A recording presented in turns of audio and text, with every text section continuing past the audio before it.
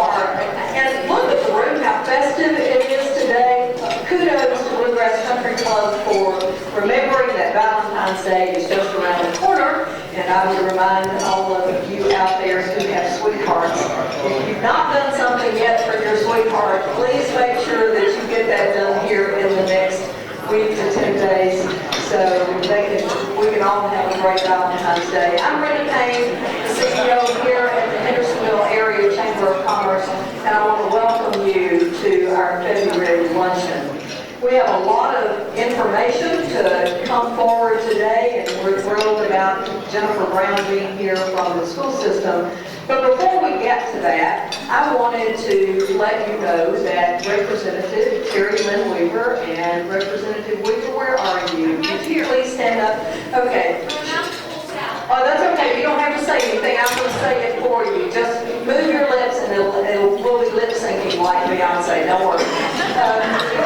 Representative Weaver, yeah, well, okay. I can't do the dance, but that's all right. She has been kind enough to bring us several blue books from the state of Tennessee, the 2011-12 versions. And so anybody here who would like to have one of those, they're right over here on the table on your way out. And I think if she has a few minutes after the lunch, she's even willing to stay and autograph those for you. And then let me ask this question. Do we have any birthdays in the house? Anybody with a birthday today? Goodness, nobody has a birthday. Okay, well then I'm just going to give one of these away to somebody, and I'll probably just do that in a random thing. This is a fact book for the state of Tennessee. So now it's my pleasure to introduce Charles Alexander, who is the director of the Tennessee Small Business Development Center at Ball State Community College. That's a mouthful. To come and give our invocation and pledge. Thank you, Charles. Bow your heads, please. Heavenly Father, we come to you today just so very thankful that you've given us an opportunity to all come and network together and to be a chance to listen to each other and help each other grow into growing humans to be able to spread your love. God, we also ask you to forgive us where we fall short of not telling others about you and not listening more and praying more and spending time with you and spending time with you. God, we ask you to watch over others today, watch over those who are recently gone through the storm cycle, being able to rebuild and get their lives back together. And we ask you to help us to know how to help them better and be a better example for you. God, we ask you to bless us all today, bless this food and nourish our body. In your name we pray. Amen.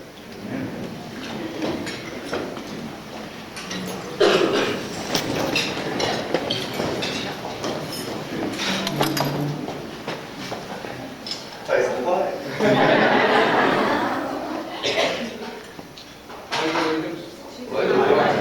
The United States of America, and to the republic for which it stands, one nation, under God, indivisible, with liberty and justice for all.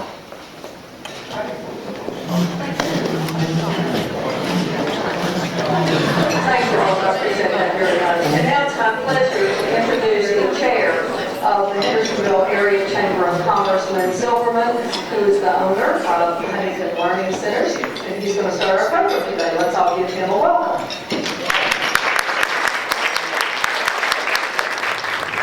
Yeah, if you start up with Beyonce music, I'll sing something. Now, actually, did you see the press conference she did afterwards? I thought she knocked that out of the park. Basically, she stood up. No one was expecting this, and she belted out the best rendition of Star Spangled Banner I think I've ever heard. You didn't hear crickets in the audience. And when she was done, she just turned to everybody and said, "Any questions?" I thought that was perfect. She really handled that well. Of course, she knocked the power out of the Super Bowl. Okay, so today I'd like to start out by recognizing our elected officials. The Chamber, of course, is a nonpartisan organization, and I do realize I started last time on my right. This time I start on my left. So if we could start here and ask our elected officials to stand and introduce themselves. Paul, why don't you start? I know your mouth's good. I won't put you on the pressure. I apologize. Paul Goode, Ward 3, Alderman here in Hendersonville, as well as the County Commissioner, 10th District here in Hendersonville. Sumner County Schools. South Austin, I'll be mayor.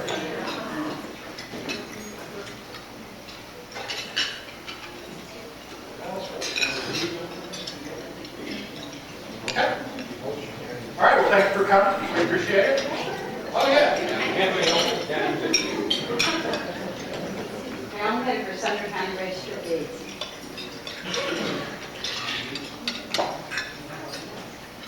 Michael Korean, I'm representing Representative Diane Black. It's just 2 days in the area and you can do your job, so let me know.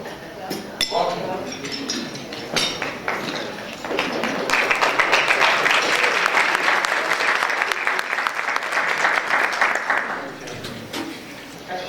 Well, thank you all for coming. I'd also like to introduce to you some of the new members of the chamber, starting with 360 Connect, Sheila Woodall, Ace Exterminating, Tommy Holt, Blue Skies Realty, LLC, Cheryl Brett, Comfort Group, Inc., Ryan Moore, CompuPay, Ashley Bearden, Cortac, Mike Letterman, I Do Weddings, Lynn Porter, Kimbrough Services, Inc., Leslie Garrett Stevens, TSI Construction and Roofing, Jeannie Hanna, and Fox 17, Greg Carr.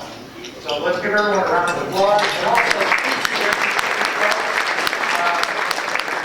we're listed on our website. Also, has anyone downloaded the new app for your iPhone or Android device? If you haven't, you need to. It's free of charge.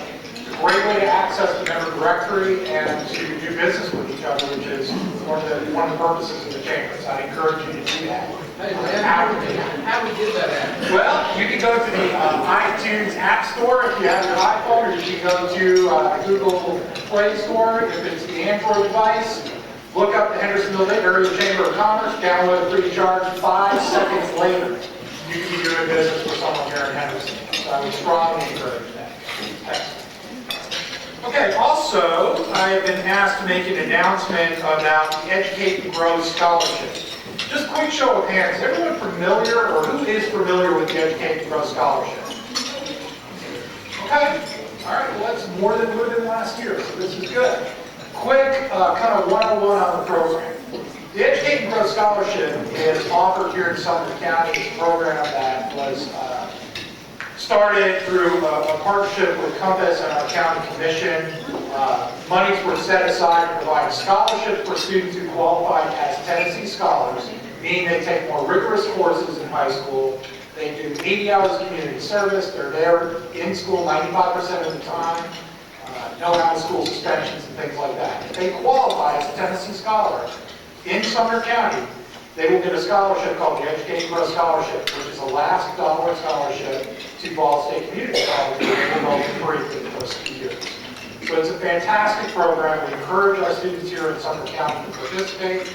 And Deborah Magner, who's the executive director of Compass, wanted me to announce that the application deadline is coming up rapidly. It's March 1st. Okay, so if you need more information, if you've got a student who'd like to apply, go to our website at sumnercompass.org, and the application is there. They can also check in with their guidance counselor in the high school and take one up there as well. Did I miss anything there? You got it. Okay. Very much encourage you to do it. It's a great program. And something I think Sumner County should be very proud of. Okay, with that, I would like to turn it over to Lisa Byers, who is our chair-elect. She's the owner of Goddard School here in Hendersonville, and she is going to introduce our speakers. Lisa.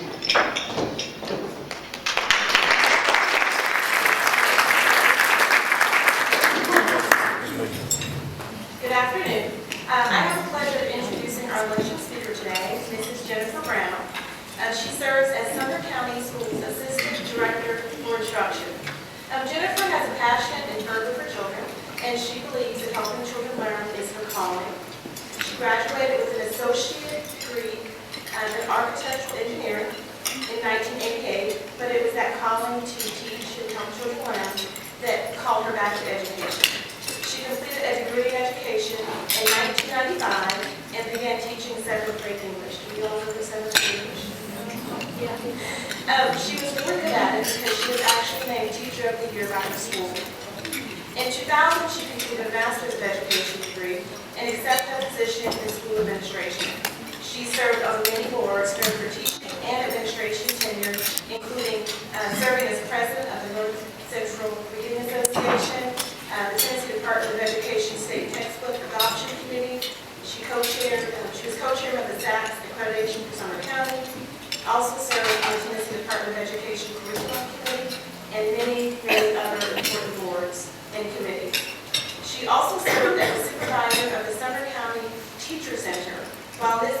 Jennifer led the district in focusing on grading-based teaching and learning. She's also responsible for bringing quantum learning to Sumner County. And in 2001, Dr. Del Phillips hired Jennifer to serve as his Assistant Director of Instruction. She is currently in the last few months of the doctorate program, in addition to working full-time. She also has been married to Lyndon for 24 years. She's been a Sumner County resident for 23 years, married to Lyndon, and she has one daughter, Hannah, who is currently in her second year at Stanford University. Please join me in welcoming Mrs. Jennifer Brown.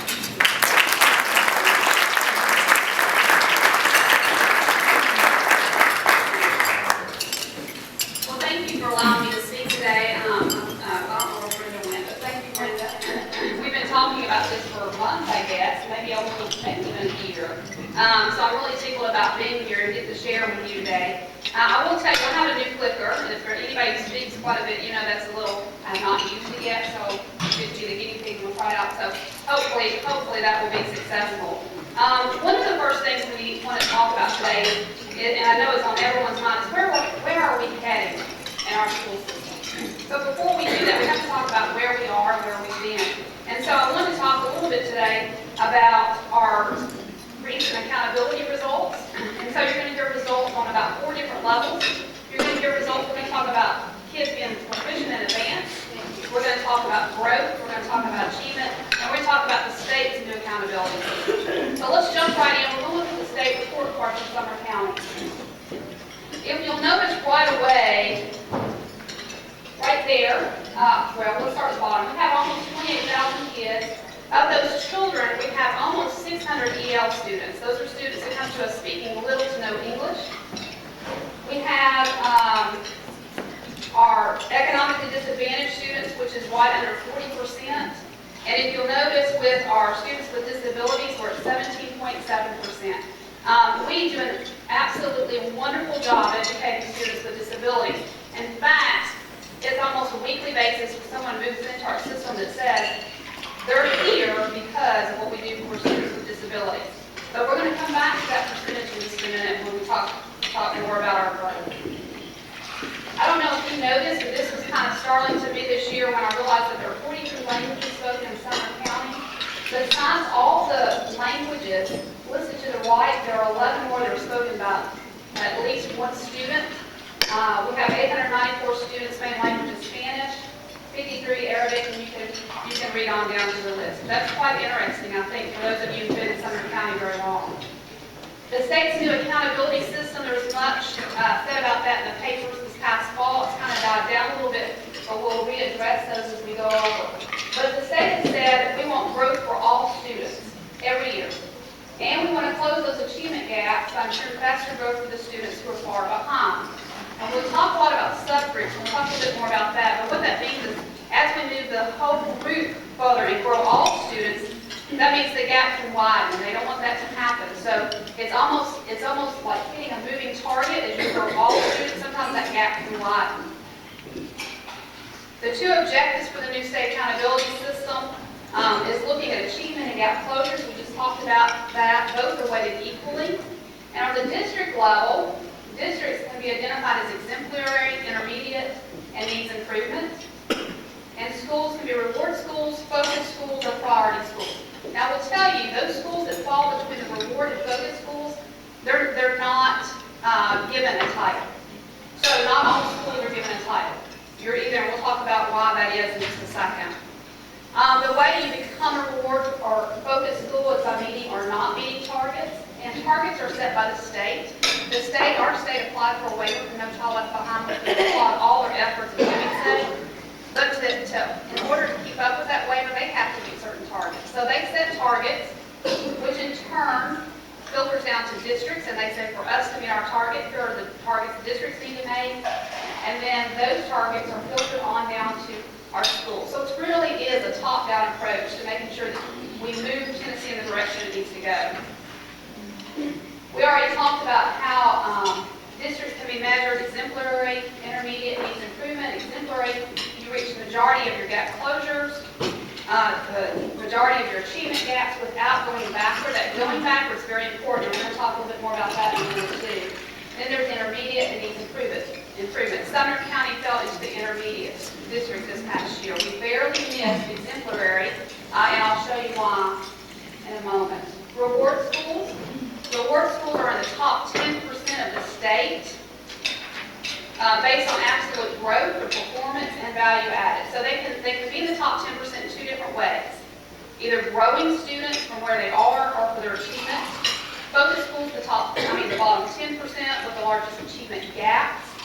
That means in those subgroups, we're not performing as well as we should in big groups, and then priority schools. Sumner County Schools had 3 reward schools this year, and we're so excited about that. Gene Brown Elementary was in the top 10% of the state for growth. So they made big achievements with their students. Bethpage Elementary was for achievement. Merle High was for both. Now here's the most exciting part for me. We got our scores, we got what is called cut scores in early on, and we did the math. We really felt like there was no doubt we're an exemplary district. When we looked at our schools, we thought that we had 27 exemplary schools. When cut scores were taken back to the state and reevaluated, they dumped some students out. The reason being, special education students have 3 options for assessment. They can take the TCAP, like all other students. They can take a TCAP alternative, we call it a TCAP alt, or they can be assessed by portfolio. This year, the state decided if more than 2% of your population took the TCAP alt, or the portfolio assessment, anybody over that 2% would be dumped automatically into below basic. And there are 4 categories. We'll talk again in a second. There's below basic, basic, proficient, and advanced. So what happened in Sumner County, again, we talked about that high percentage of special ed students, and we have been told for years that we were testing what they need to be tested. Obviously, we're special ed services for a reason. We felt like we were testing them as to their ability. But anybody over that 2%, whether they score proficient or advanced, and we have a lot score proficient advanced on that TCAP alt, all advanced in our portfolio assessments were dumped into below basic. So we had these 3 schools, knew we had to have more. So about 2 weeks after it came out, the commissioner sent letters to all of our principals and to Dr. Phillips and to myself. We had 24 schools that were near misses. They were near misses because of the students with disability. And we're going to talk about, we had 1 focus school, and that's what affected them. But our near misses, we had 12 elementary, we had 8 middle, and 4 high school. And we had 2 of those that were near misses because of economically disadvantaged students, but the rest of them were special ed students. We have 3 blue ribbon schools now. Merle High Magnet was recently named a blue ribbon school. Bethpage Elementary and Indian Lake Elementary are blue ribbon schools. We do have 1 focus school. It's North Sumner Elementary. And remember, I shared with you about the 2%. North Sumner is one of our smaller elementary schools. And one of the things our state, and it wasn't just us, directors from all across the state were sending questions to the commissioner. He was very kind to meet with a group of directors, and they said this is a problem, and they said we'll spread it out among schools, so among 12 schools. But North Sumner Elementary, we thought should have been one of those reward schools. And when we got to digging, in a school with 203 students, 12 of Sumner County students that were dumped back into that below basic. And again, this is an example where all 12 were advanced. Not just proficient, they're advanced. So they were automatically bumped into the below basic, 12 students, and so that presented a large gap, and they were a focus school. Now, that's not to make excuses. That's not to say that we're not on it, because we are, and we're going to do what's right by kids no matter what. And so we've got a plan in place. We met with every principal and put something into place so that we can remedy that as we move forward. Our state report card, this is the first slide that I pull up, because I want to see, are we improving and are we moving where we need to be? If you'll notice, there are lots of blue circles. I knew it would be hard for you all to see, so we circled these so you would see. There are only 2 places where we decline. One is the graduation rate, and that's because we had 1 high school that went backward on the graduation rate. We'll talk a little bit about that in a second. And then if you look in the far right-hand corner, students with disability declined, and that feeds right back into what we've been talking about.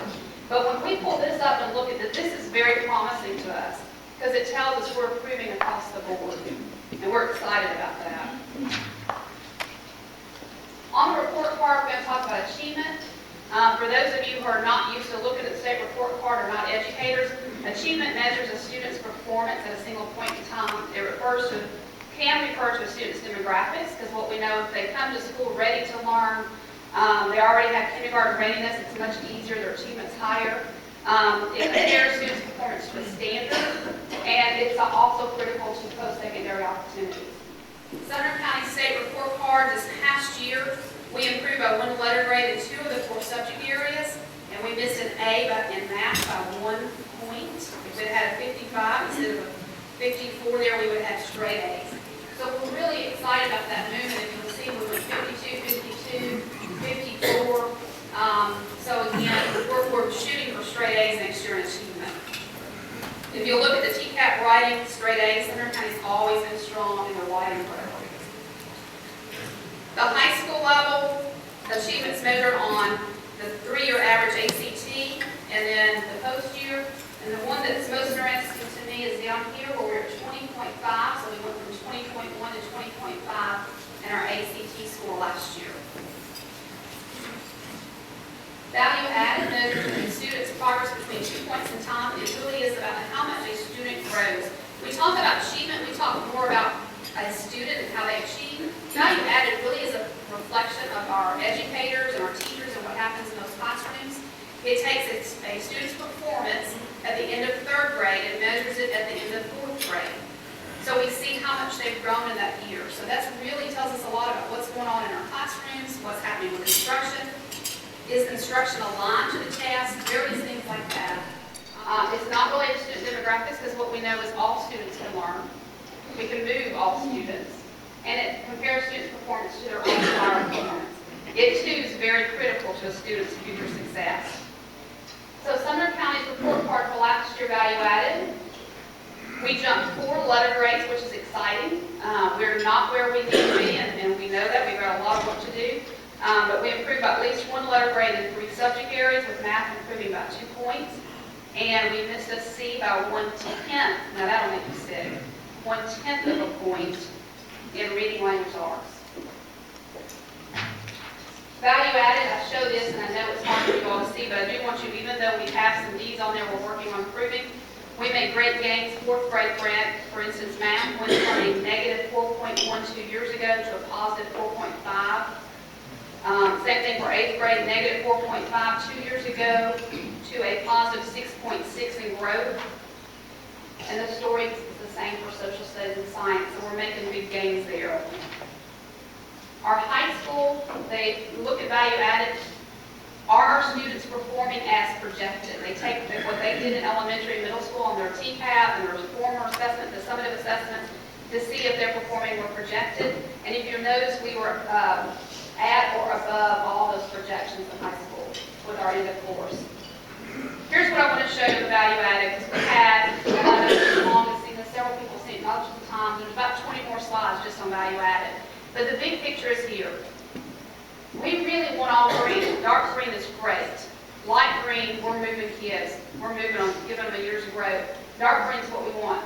If you'll notice, that top row is red. That top row is 2010 scores.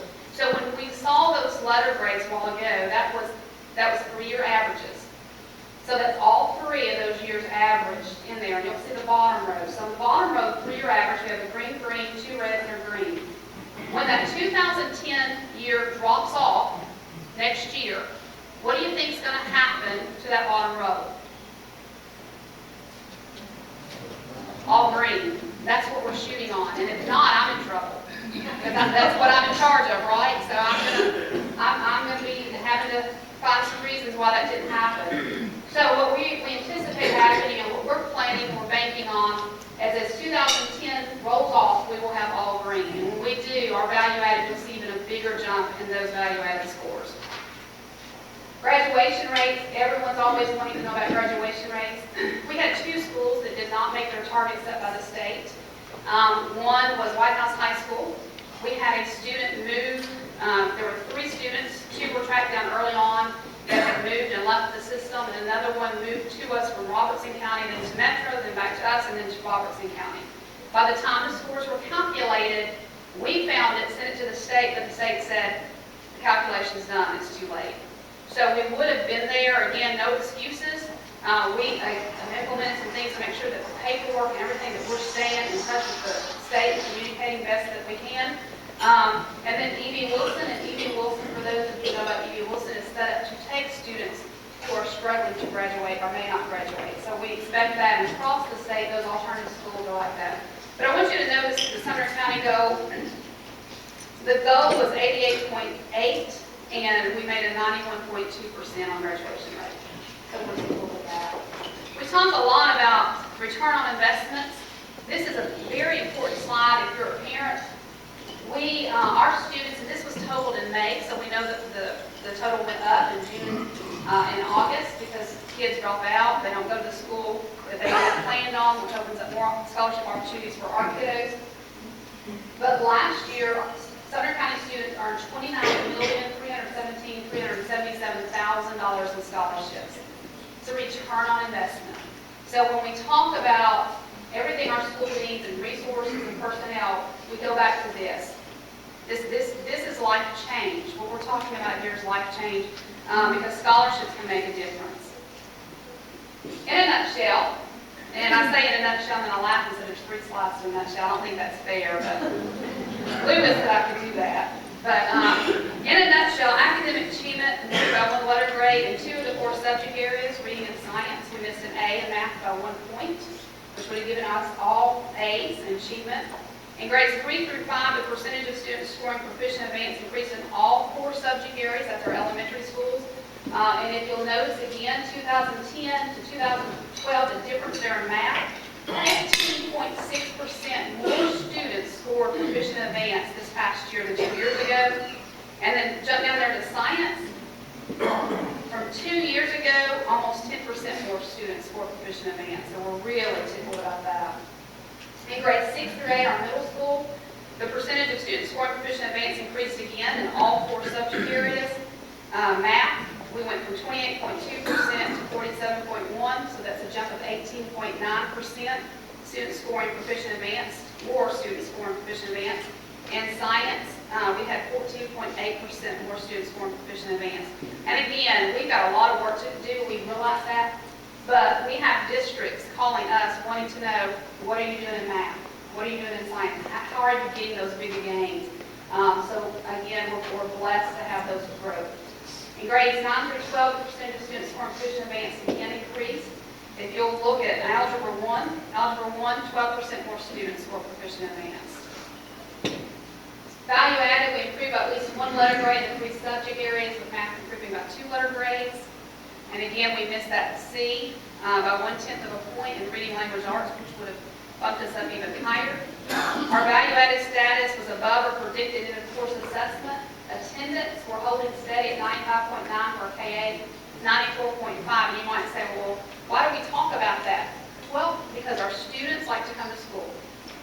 School's enjoyable for them. They want to be there. It's safe. Parents don't feel bad about sending their students to school, making sure that they're there. Our probation rate is 98.7, and again, our graduation rate is 91.2. So moving forward, what are we doing to move forward? We feel like we have a really strong district improvement plan. We had, back in August, we held data testing meetings with every principal. They came in, actually set with my group, my team, the coordinators were there, EL coordinator was there, title, if they were title school coordinator, and we went through every piece of data you could imagine. If I brought my notebooks in, they would stack high up on that table, and some of our board members have seen them, but so we went through every piece of data with our principals. Then we held data training for our principals. We did this on 2 different occasions, where we asked our principals to come in, they sat behind the computers themselves, pulled up the data, we went through what do you look for, how are you using this, and then November 6th, every teacher participated in data trainings of their principal. People ask me a lot of, well, are you concerned about getting caught up in the data? You're just talking about numbers. The reason we talk about numbers is because numbers represent students, and numbers represent students' ability. And if we don't look at that, we don't know where we are or how we're going to get to where we need to be, right? And it's very important because the student's ability, how they score on these tests, really, it's a precursor to what happens later in life. We worked with our principals to identify those students furthest behind, and we set intervention programs in place. We looked at K-12 assessments. I will tell you, I was disheartened when I took this job to find out that at our high school level, there were no formative assessments.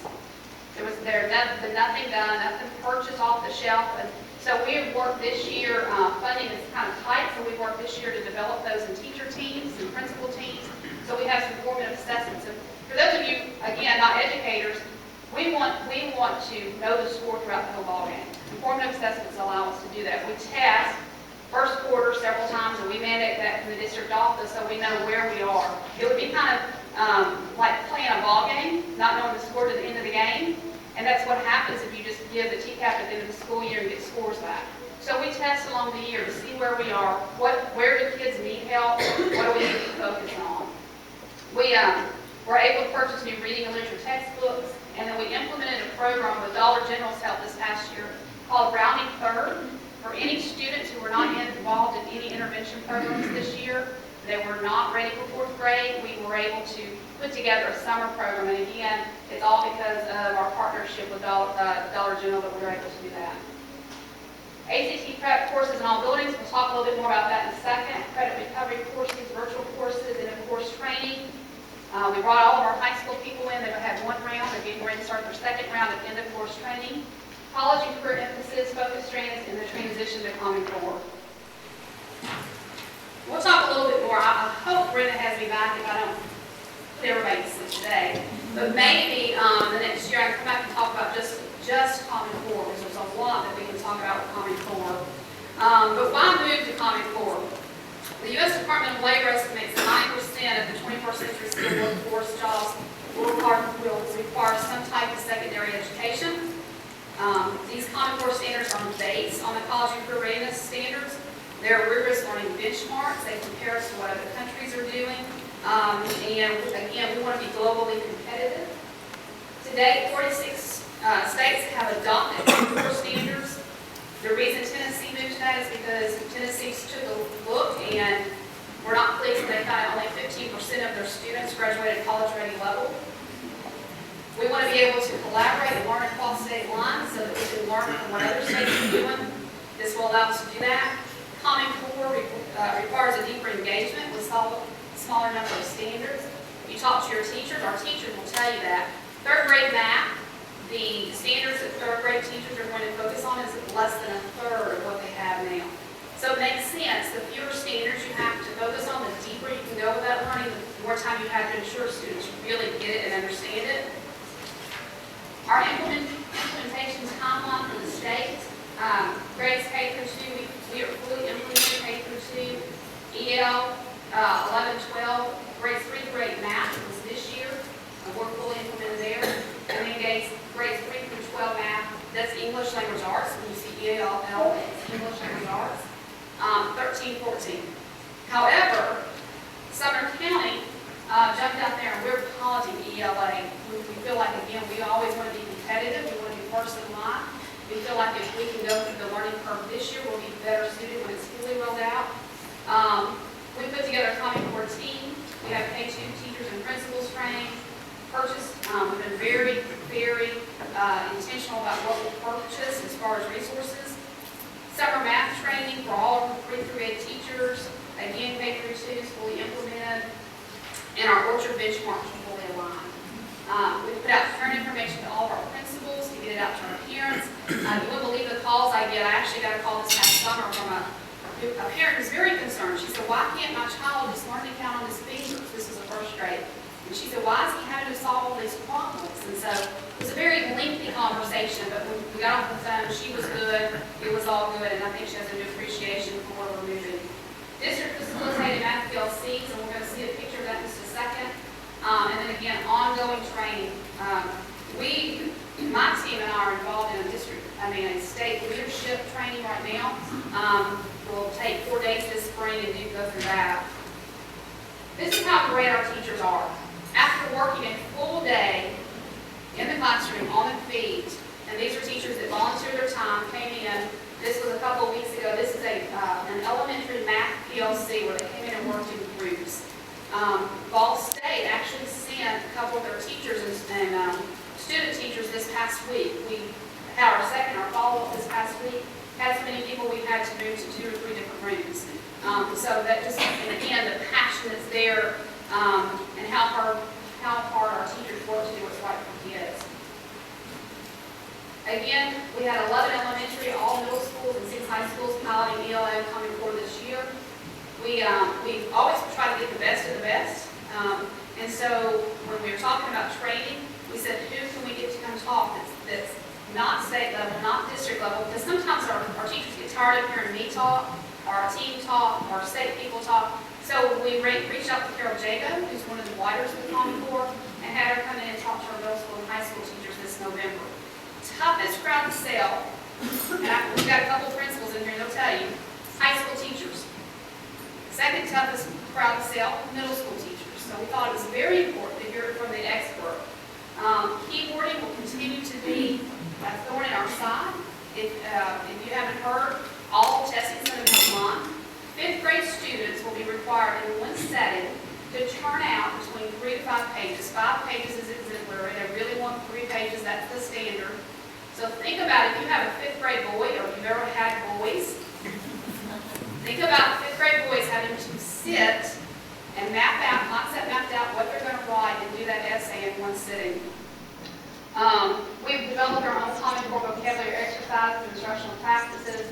Our district just purchased the island and put that out to all of our schools. Well, I'll say all of our schools, elementary, middle this year, we all K-12 schools next year. And then again, we're going out and actually sitting with our teachers as they score those writing assignments. High school vision. In April, we went in and talked with our board about moving forward and what we wanted to do. We knew we needed to place some emphasis. It was very critical, and when things are critical, you kind of get on fire for those things. So we started at high school and put together our high school vision. And we said all high school students will have the opportunity to belong to a personalized, smaller learning community, engaged around their interests and personal goals. It'll be project-based, integrated, where meaningful business partnerships are evident. We said, and our board agreed, that we have a plan for post-secondary education and career. Every graduate would have that. At least a 19 composite score on the ACT with the district's average ACT score to be 21. We're going to have to look at raising that because this past year, as you saw, we were 20.5. Now, for those of you, and Lynn can tell you this, it's very difficult to move that ACT score. It's much harder than moving an achievement score, value-added score. So we're excited about being at 20.5. We may need to raise our goal of 21 a little bit higher. We want one course to be completed online. We want graduates to have that experience. Why? Anybody know? Absolutely, absolutely. 80% of the programs right now, and as kids continue to graduate, there'll be even more. 80% of college program studies use online course assessments. And again, we developed this whole plan because our board and our leadership said we want our students in Sumner County to lead a competitive edge. We want them to have the edge over other students. So how are we implementing this? We this year mandated that every middle school student would have an online course. Now, we haven't got there yet because if a child's taking band or course, it kind of limits their schedule. But the majority of our middle school students will graduate with an online course. That means they have it under their belt with a teacher standing there making sure they're going to be successful. There will be a teacher in the room with them so that when they go to high school, they've already had that experience. They feel comfortable. They feel good about, branching out there and trying it. We want every graduate to have college credit, technical school credit, and nationally recognized professional certification, or a combination of both. And again, it's about buy-in, it's about giving them a competitive edge.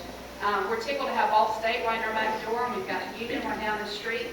And so we're looking at building more partnerships with them. Hartsville Pike's been in conversation with us about doing some trade school credit, so we're really excited about our graduates having those opportunities. Access to AP courses and this college credit. I think one of the, I named a while ago saying I was disappointed that we didn't have formative assessments on the high school level. The other thing that I think was a big aha moment for me is realizing that we have high schools that have multiple chances or opportunities for students to take AP courses, but we also had a couple of high schools that didn't have any AP courses. And to me, a rich county like Sumner County, we should have those opportunities in all of our high schools. So we said we would make sure that every student, regardless if they attended Westmoreland High School, Hendersonville High School, Station Camp, Portland High School, would have access to AP courses and thus college credit. And one of the ways we did that was through some virtual online courses, and then we made sure that every high school had a trained AP teacher in their building. Access to ACT preparation, again, because the ACT is a life changer. What a student scores on that ACT will mandate whether or not they get into college, if they get into the college of their choice with the program that they're interested in, how much scholarship money, whether or not they even get scholarship money. But I will tell you, having a student who's now a sophomore in college, ACT is a life changer. Again, scholarship, big bucks to be made if you have a high ACT score. So what we knew was parents like my husband and I were sending their kids to ACT prep courses, but not all of our students can afford that. So we said that every high school would have built into their schedule an ACT prep course. And then we went a step forward and, further and purchase ACT prep online access. So they've got a chance for face-to-face instruction and online access. When we looked at the college and career readiness goals, we started talking about focus strands, and this was in the paper. I know Jennifer did a great job covering this. And we put out a survey to all of our community members, our parents, our teachers, our principals. And what they told us is that district-wide, we had several options for them to choose from, is that they wanted STEM. So STEM for the county was the first choice, and so we moved forward with that. We did get some pushback. We talked a little bit about that. We've talked with our school board. We've talked to county commission. We've talked to Gallatin Economic Group, Portland Economic. Anybody that'll listen, I've talked. The urgency for change is that, again, we want our students to be globally competitive. We want to prepare them for a 21st century workforce. With the baby boomers retiring, and we know this is not, these are not my quotes. These are not Jennifer Brown's words. But we know with our baby boomers getting ready to retire, we don't have enough people to fill those high-skilled, high-wage jobs. And so the number one task for us is getting those students ready for those jobs. Too many high school students today are disconnected. They think school lacks relevance. They don't see the importance. They find school, again, boring and uninteresting, especially among our minority populations. And we've got to give them a time to develop their interests and develop their talents. And one of the ways we're doing that is having discussions with them at the middle school level. That's not to say that they're not going to change their minds, but what are you interested in? Where do you think you're headed? And make sure that we can get them plugged into a focus strand, again, where they can leave with college credit, trade school credit, or a combination of both. It talks about traditional modes of instruction like real-world applications and engagement. And then if we're going to move from an industrial to a knowledge-based society, education emerges as the most important factor in securing financial health and prosperity for both individuals and communities, and that's from the Ford Motor Company. All of that comes from the Ford Motor Company. So we took a step back and looked at our learning. We thought our learning in Sumner County needs to be an application of academic knowledge and skills, problem solving, critical thinking, teamwork, communication, creativity, innovation, and global awareness. We want our teaching to be academically rigorous, integration of academic and career-ready, knowledge and skills, inquiry-based, project-based, real-world, performance-based, technology-rich, and career-relevant. We have already started doing some PBL, problem-based learning modules with our middle school and high school teachers to prepare them for that. And you might ask why. Again, at our board meeting and when I presented the Education Committee County Commission, I carried in, there's 12 huge notebooks of research. It wasn't something we just pulled this out of our hat, but we spent hours and hours of researching to make sure what we did was right for Sumner County students. In order for students to be successful, schools must provide those real-world applications. Our parents, communities, you in this room need to be engaged in that student learning.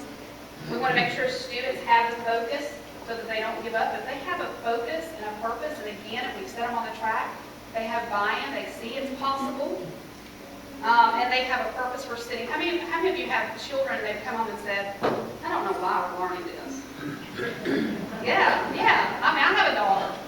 But if they have a purpose and they know where they're headed, then they can see the importance and the relevance of sitting through that class, but maybe it's not their favorite class. The school system should provide not only a student focus, but a clear path to success, creating student and parent buy-in, so that for students persist in following their careers. Do you know that if a student attends one semester of a trade school, they're more likely to finish? Because they've started, they're on their way, they say, I can do this, and if we can give that to them on this level, then we're more likely that they're going to graduate. What do our customers value? Our customers are our students. They want real and relevant learning, problem-based, project-based learning. They want to be engaged. They want the competitive edge. They want to focus, and they want to get started in life. What our secondary customers value, and that's all of us in this room, students who are prepared for the workforce, college entrance, and our entrance to a trade school, be a technical school. Consumers, parents, students, and those already in the workforce need better information to connect to education choices. I hear this all the time. We want to help, just tell us how. We want to show up, but you got to tell us when and where. Student competitiveness on global economy, and students who are analytical problem solvers, team players, that's a big one, isn't it? Team players and are motivated. So that's all in a nutshell to get to where we need to talk about today. Ignite Sumner County. Where do industry and businesses come into play? As reported by the National Economic Market Area Study, this study did include Sumner County, it's a recent study. Several industry clusters will continue to have a significant number of various regional workforce opportunities, including high-wage new jobs. These include healthcare services, administration of healthcare, select advanced manufacturing, distribution, and logistics. So we know from our study done here at home that we're getting ready to run out of workers for those jobs. Significant technical skill shortages exist and are predicted to persist in manufacturing, with a shortage of welding and craft skills. Again, post-secondary training education is going to be required, and there are not enough next-generation workers to replace our retiring baby boomers. So the bottom line, that's one slide dedicated to you all. How'd you like that? I got all the top first slides, and you all got one. But the bottom line is we need partnerships, and you need partnerships. So how can you help? We were looking at job shadowing opportunities for our 11th and 12th grade students. We have, and I was hoping some of the guys would be here today. We're already partnering with 3 companies, job shadowing. We've got 6 other companies lined up to want to partner along with us for that. As they move through that job shadowing, we'd like to set up some internships for our 12th grade students. For the first time, Sumner County's offered honors credit for CTE courses. We did that for several reasons. One, we want to attract the best of the best. Sometimes our best students may be interested in a field, a CTE focus area, but they want more scholarship money or a better resume when they use it, so they want those honors courses. So we make sure that all CTE focus areas will eventually have an honors capstone course. Joint projects, planning among teachers and industry. PBL, I just paid a visit to Clarksville Montgomery schools. They're working with some city leaders and solving a water issue. It's a real issue, it's a real problem the city's been faced with for years. So they've involved students, brought them on board to get involved. Externships for our teachers.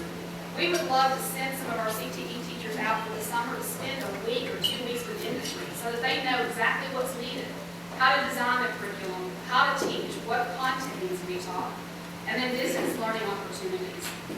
We need updated equipment and technology to keep pace. We need speakers. We need people to come in and talk with our students. And business support of cost for student certification exams. White House High School has an automotive program.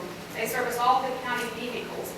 And if students follow that focus area from start to finish, they'll graduate with a certification ready to go straight to work. But what we're finding, I actually asked Mr. Cordell, I said, why are more students not taking advantage of this? And he said it's the cost for the exam and the certification. So we're looking at maybe starting some scholarship opportunities for those, and then field trip opportunities. I have brought on this table a couple articles that you can pick up. One is on job shadowing, one is on STEM, and then for every high school, there's a focus area. Now again, we are just in the planning stages, make sure we'll be implementation, so we're still developing as we go.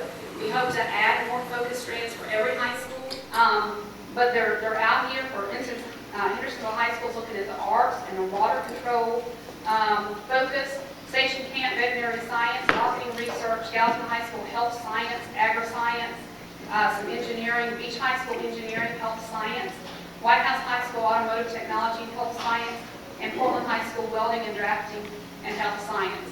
But I've laid out some packets for you. If you're interested at all, I'd love for you to come by and pick up that, and you can see how you can partner with us. All right. I don't think I took a breath. That's the quickest. Now, Jimmy's been through some shorter ones. I like to say, Jimmy can come up here and do this presentation. I know he can, but that's very quick. So if you have any questions, I'll be glad to take questions at this time. Yes. Yeah, I was wondering, what is the purpose for our high school to have a certain focus, like you're saying, when we can't choose which high school we want to go to? Well, here's the situation now. Currently, every high school is different. So if I pull the curriculum for Hendersonville High School, Beach High School, and Station Camp, already there's differences. White House High School has an automotive program that nobody else in the district has. They also have a cosmetology program that nobody in the district has. So it's already set up like that, and it has been for years. What we ask our schools to look at is, where's the need? Look at your classes that are filling up. We're going to have to be very intentional about staffing. So we've said if the classes aren't making or there's not student interest there, then those are classes that need to go by the wayside. So schools, we ask them, especially when we start this implementation, look what's the need in your system. So some of the schools, even on their own, went out and did an additional survey to see what the interest was and what was needed. Yes, sir. Jennifer, thank you for a very informative presentation today. Your academic achievement improvement is really commendable, especially when you look at the SCORE annual report that came out today that indicates our per pupil funding is well below the state average, and the percentage of your budget that comes from Sumner County is 36%, whereas other high-achieving school systems are well above 50%. So we're getting a great return on our investment. Thanks for all your hard work. Well, you're welcome. I will tell you, it's because of our dedicated educators. You saw the pictures of the students, the teachers that were involved, gave them their free evenings, but it's because of our teachers and our principals and their dedication. And Sumner County does a great job of doing a lot with very little. So, again, thank you for allowing me to come and speak and be here with you today.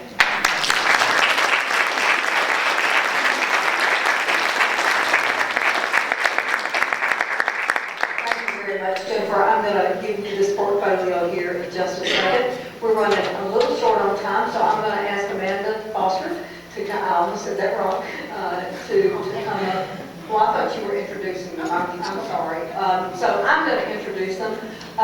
So JR, is that who's coming up? I don't have that on my list. I'm so sorry. Joseph Charbois is going to come, and JR, and they're going to give us some information about Alexis. Thank you very much. Yeah.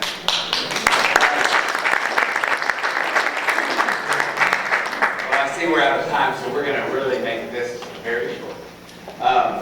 We just want to thank Sumner County, actually.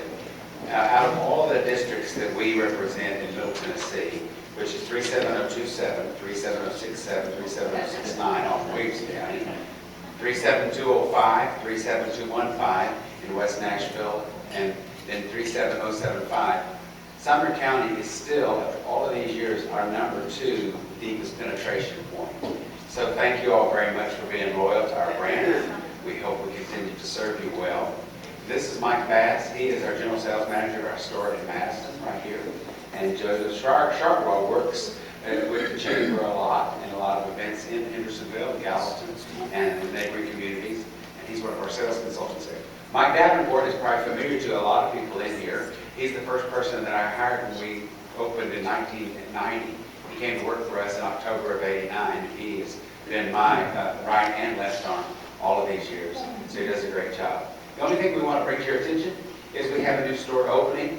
Lexus Corporate knew that we needed to relocate our store in Madison, and we talked to them about a store in Hendersonville or a store in Nashville. There's never been a store in Nashville, and because of the concentration of population, that's where we were required to put it. But we insisted on being on the north side of Nashville. So the new store will be opening in October, around October 1st of this year. It's at I-65 and Rosa Parks, right on the bluff.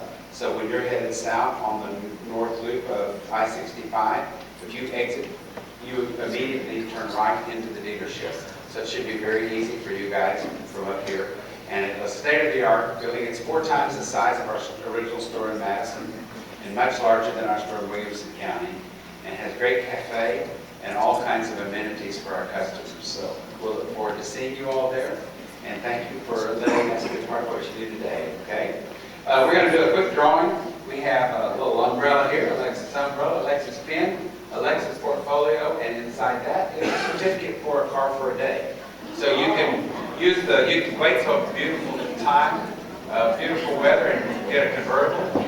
Or you can, has everybody got a card in here? So you get a convertible, or if you got a really special night out for a ball or something, you want a big car, you can have that, whatever.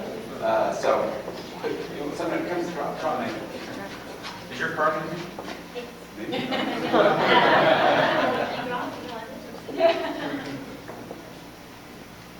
Gina Scott.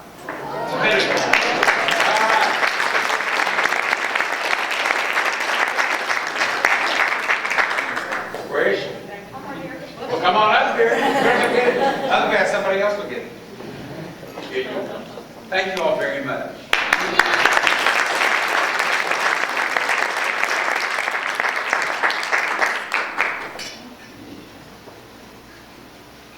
We are running short on time, but we want to say thank you so much for joining us on this beautiful day. How about the weather? That's a wonderful change. I'm sure it'll be snowing tomorrow, but today is very nice.